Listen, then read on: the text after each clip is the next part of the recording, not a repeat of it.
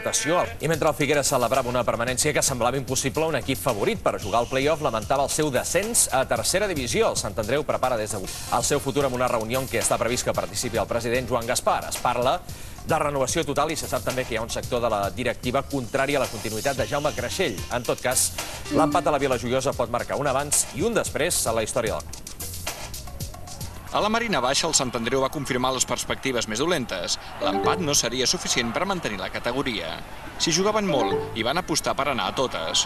La primera part va ser de domini absolut del Sant Andreu. Jordi Martínez va provar amb molta intenció de batre la porteria del Vila, però acabaria sent el seu company Santamaria el que després d'aquell xut, que va rebotar en Romero, faria el primer gol del maig.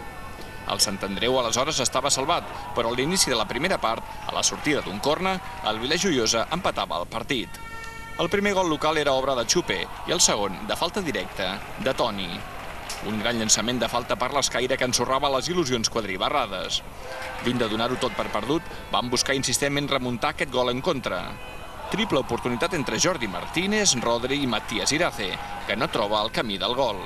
Sí que acabaria al fons de la xarxa aquesta jugada, arrematada de cap de David Malo en el minut 88, però res a fer. Era el València B el que els prenia la plaça de la promoció per seguir en la categoria.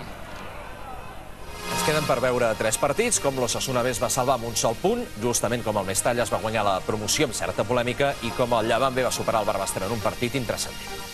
Mestalla va guanyar l'Alcoraz amb un gol polèmic. L'assistent aixeca la bandera marcant fora de joc, però Aarón continua la jugada, supera el porter Ponsa i acaba marcant. L'àrbitre, el basc Azcue Otegi, consulta amb l'assistent i acaba donant el gol. Ho va fer de forma encertada, ja que la repetició demostra que la pilota la toca un jugador local. En un partit sense cap interès,